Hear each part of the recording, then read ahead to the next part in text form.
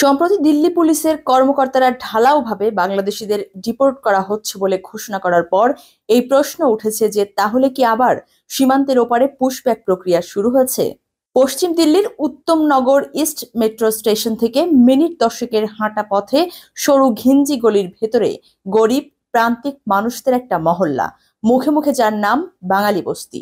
এলাকার কৃষ্ণা কলোনি আর কালী বস্তি ঘেঁষা এই পাড়াতে মূলত পশ্চিমবঙ্গের কোচবিহার, আলিপুরদুয়ার বা আসামের নওগাঁ, বরপেটা জেলা থেকে আসা বাংলাভাষী মুসলিমদের বসবাস। আর সেখান থেকেই জনপদের এই নামকরণ।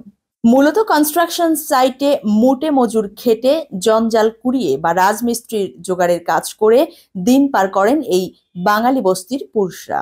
তবে গত প্রায় 2 মাস ধরে এই বস্তির মানুষজন ভয়ে সিটিয়ে আছেন। কারণ বলা নেই ক নেই, দিনে দুপুরে বা রাত বিরেতেও মহল্লায় হানা দিচ্ছে দিল্লি পুলিশের টিম। বস্তিতে সবার আধার বা ভারতের জাতীয় পরিচয়পত্র, ভোটার কার্ড বা রেশন কার্ড, গ্রাম পঞ্চায়েতের সার্টিফিকেট এসব ঠিকঠাক আছে কিনা অভিযানে তারই পরীক্ষা চলছে দফায় দফায়। আর কোনো নথিপত্র ঠিকঠাক দেখাতে না পারলেই অবৈধ বাংলাদেশি অনুপ্রবেশকারী সন্দেহে ধরে নিয়ে যাচ্ছে দিল্লি পুলিশ। এভাবেই গত ডিসেম্বর থেকে এ পর্যন্ত বস্তি থেকে প্রায় 20 জন বাঙালি নারী পুরুষকে তুলে নিয়ে গেছে দিল্লি পুলিশ। তার মধ্যে ফেরত এসেছে মাত্র 3 জন। অবিকল একই ছবি দিল্লির বিভিন্ন প্রান্তে ছড়িয়ে ছিটিয়ে থাকা এরকম আরো বহু বাঙালি বস্তিতেই। এসব জায়গা থেকে অবৈধ বিদেশি সন্দেহে যাদেরকে আটক করা হচ্ছে তাদের নিয়ে কি করা হচ্ছে সেটা নিয়ে দিল্লি পুলিশের অবশ্য কোনো রাগঢাক নেই।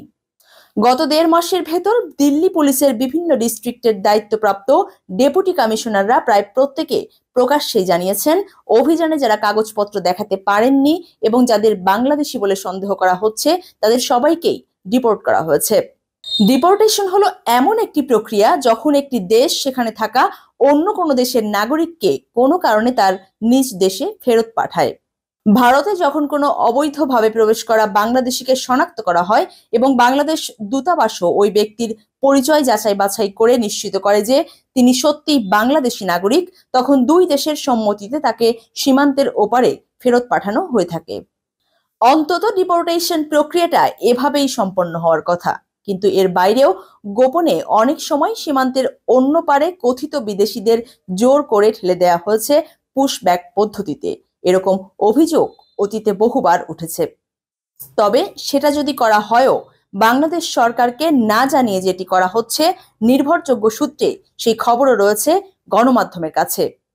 এরই মধ্যে দিন কয়েক আগে ভারতের পররাষ্ট্র মন্ত্রণালয় ডিপোর্টেশন নিয়ে এক প্রশ্নের জবাবে আনুষ্ঠানিকভাবে জানিয়েছে অবৈধভাবে যারা ভারতে প্রবেশ করেছেন তাদের ফেরত পাঠানোর মধ্যে অন্যায় কিছু নেই, বরং সেটা করার অধিকার ভারত সরকারের রয়েছে এবং এটি সরকারের দায়িত্ব।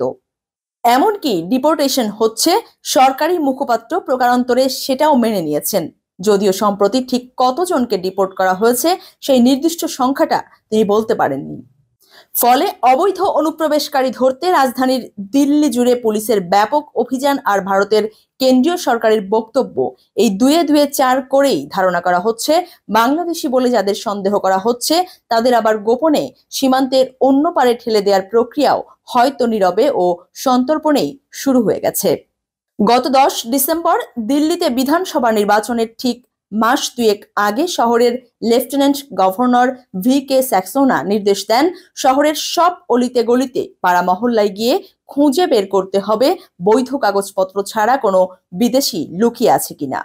প্রায় সঙ্গে সঙ্গেই সাজ সাজ রব পড়ে যায় দিল্লি পুলিশের অন্দরমহলে। বিগত প্রায় 2 দশক ধরে একেবারেই নিষ্ক্রিয় ছিল পুলিশ বিভাগের যেসব বাংলাদেশ সেল, আবার নতুন করে সেগুলো জিয়ে তোলা হতে শুরু করে। এরপরই ডিসেম্বরের 3য় সপ্তাহ থেকে পুরো রাজধানী জুড়ে শুরু হয়ে যায় বাংলাদেশি খোঁজার অভিযান। দিল্লি পুলিশের যে মোট 15টা ডিস্ট্রিক্ট তার সবগুলো জুড়েই টানা 2 মাস ধরে অভিযান চালানোর প্রস্তুতি নেওয়া হয়। উত্তমনগরেই শুধু নয়, দক্ষিণ দিল্লির বসন্তকুঞ্জ ঘেঁষা বাঙালি বস্তি, মহিপালপুরের কাছে রুচি বিহার কিংবা শহরের বিভিন্ন প্রান্তে শাস্ত্রী পার্ক, সিলমপুর, কাপাসহেডা, ডাবরি, মদনপুর খাদার, রংপুরি, বাওয়ানা, জাহাঙ্গীরপুরি এরকম বাঙালি অধ্যুষিত সব এলাকাতেই অভিযান চালানো হয়ে থাকে। শহরের কেন্দ্রস্থলে নতুন দিল্লি রেল স্টেশনের লাগোয়া পাহাড়গঞ্জ এলাকার সস্তার হোটেলগুলো কিংবা বিভিন্ন হাসপাতালের কাছাকাছি গেস্ট হাউসগুলোতেও পুলিশি হানা চলতে থাকে।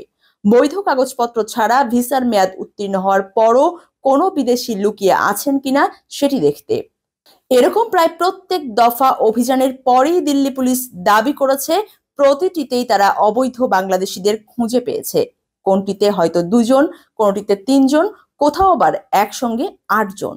গত 6 সপ্তাহে শহর জুড়ে আটকের মোট সংখ্যাটা 200-র প্রায় কাছাকাছি বলে দিল্লি পুলিশের বিভিন্ন ব্রিফিং থেকে তথ্য জানা গেছে।